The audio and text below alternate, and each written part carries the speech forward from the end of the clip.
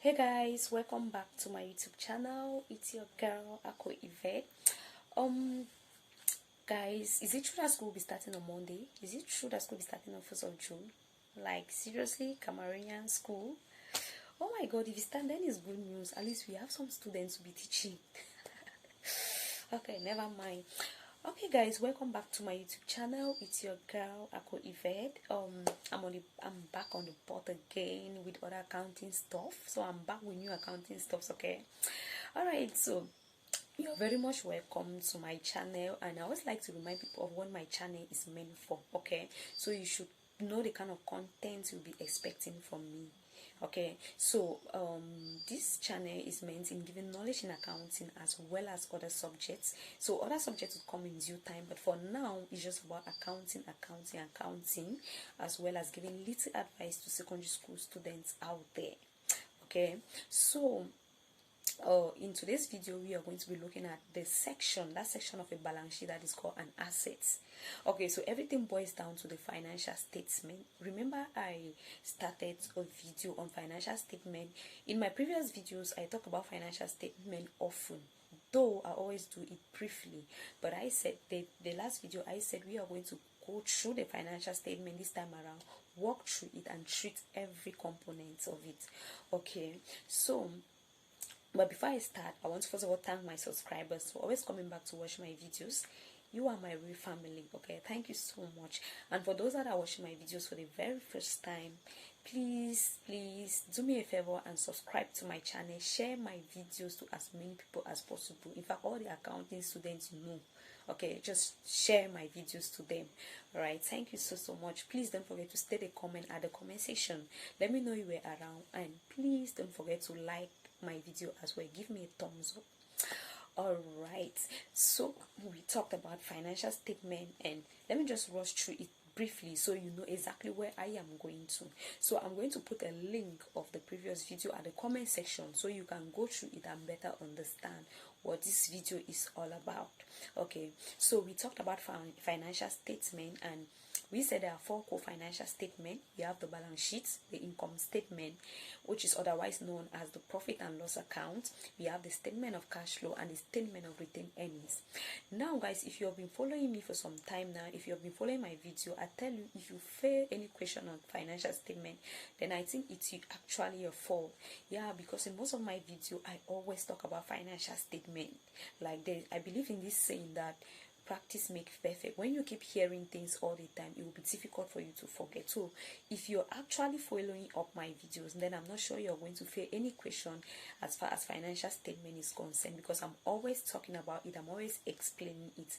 Okay, so we saw now this four core financial statement I just stated here: balance sheet, income statement, which is otherwise known as profit and loss accounts, statement of cash flow, and statement of retained earnings. Okay, so those are the four core financial statements we have, and I still insist that a trial balance is not a formal financial statement. Okay, so we started already by treating the balance sheet, and we said a balance sheet lists out company's assets, liabilities, and owner's equity. Okay, so it shows the net worth of a company. That's the purpose of a balance sheet. It states out its assets, its liabilities, and its owner's equity. And at the end of the day, it shows the net worth of that company. So that is what the balance sheet is all about. So I said the balance sheet is divided into three sections. We have the section for asset, the section for liabilities, and the section for owner's equity. And I said it's also divided into two sides. One side is for the assets, and the other side is for liabilities and owner's equity. So that is just it. I just want to brush through it so you can better understand. Okay, so now we are focused our attention now on talking about that section of the balance sheet that is called an asset. Okay, so we talked about asset, how assets are being classified. Asset classified based on its in three ways: convertibility, physical existence, and its usage. Yeah, so we have already treated asset based on its convertibility. That's how the asset can easily be converted into cash. So that is what we mean by convertibility. We have talked about that. The link will be at the comment section. Go through it. And now in today's video, we are looking at assets, classifying asset based on its physical existence. Okay, so today we are talking about assets based on its physical existence. Now let me ask you this question: if when you hear someone say physical existence, what exactly comes into your mind? Okay, so I think this is what should come into your mind. Talking about physical existence, is it something someone can see, touch, and feel? So that is just it. So when you hear of physical existence, asset based on physical existence, so it's actually asking a question like, which of the assets can or be seen, touch, and feel? So now we classifying assets based on its physical existence. We have two sections. We have what we call the tangible assets and the intangible assets. Okay, so you don't get confused. Remember that asset based on its convertibility are known as current asset and non-current assets. Why assets now in this video we are treating based on its physical existence is what we call tangible and intangible asset. So when we talk about this, it's just talking about assets that can either be seen, touched, or feel. Okay, so now let's look at tangible and intangible assets. Now, what are tangible assets? Tangible assets are simply those assets that can be seen, felt, and touched. That is what we call tangible assets. Assets that you can see with your eyes, you can touch them, and you can actually feel them. So they are physical, you can see them. Okay, so example of such assets, we have lands, buildings, equipment, machineries, stocks, cash, and marketable securities. So those are what we call the tangible assets, the things you can feel, the assets of the company that you can feel, you can see, you can touch, then you feel it. Yeah, so you can see it, touch it, and you feel it. So that is what we call the tangible assets of the company.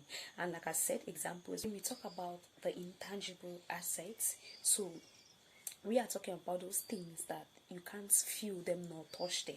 Okay, so you cannot feel intangible or assets. You can't feel them, you can't touch them, but you can actually hear about them or see them written on a paper. Okay, so with examples of such assets, we have patent, we have copyright, we have permits, we have trademarks, we have trade secrets, we have corporate intellectual property, and we have brands and goodwill as well. Okay, so those are the assets of the company that are called the intangible assets. The intangible assets are those assets you cannot touch nor feel them. Okay, whereas the tangible assets are those assets that you can touch, feel, you can see them physical. They are physical. The tangible assets are physical, but the intangible assets are not physical. You can't feel them, you can't touch them, you can't feel them.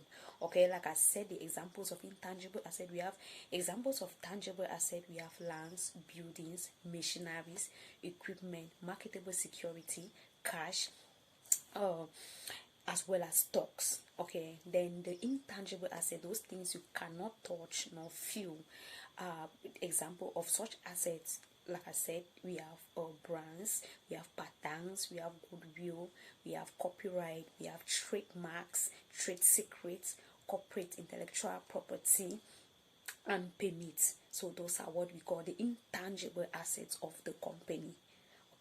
Okay, so you don't get confused. So when they ask you in an exam to classify assets based on its physical existence, they are actually talking about those two things: the ones you can touch and feel, and the ones you cannot touch and feel. And you should know that it is you classify it as tangible and intangible assets. And when they tell you to classify it based on its convertibility, you should understand that they are talking about how this asset can easily be converted into cash. So that is where we get the current asset and the non-current assets.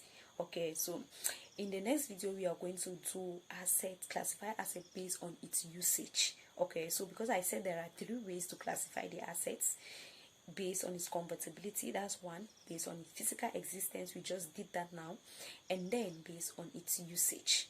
Okay, so now I believe if they ask you to classify assets based on its convertibility, you should be able to know that it's talking about the current asset and the non-current assets. And if they ask you to classify asset based on its physical existence, you should be able to state that they are talking about the tangible and the intangible assets.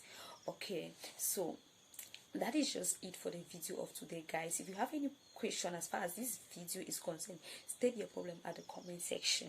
Okay, so I will get to you and we are going to treat it. All right, don't be scared away from by any question. Just go on and ask me, we'll talk about it. Okay, thank you guys so much for watching my videos, and please don't forget to share my videos. Share the video to as many people, to as many students as possible. Okay, thank you so much. If you love my video, give me a thumbs up, and please don't forget to subscribe and leave a comment at the comment section. Let me know you were around. Thank you guys so much for being there. Thank you and have a blessed day.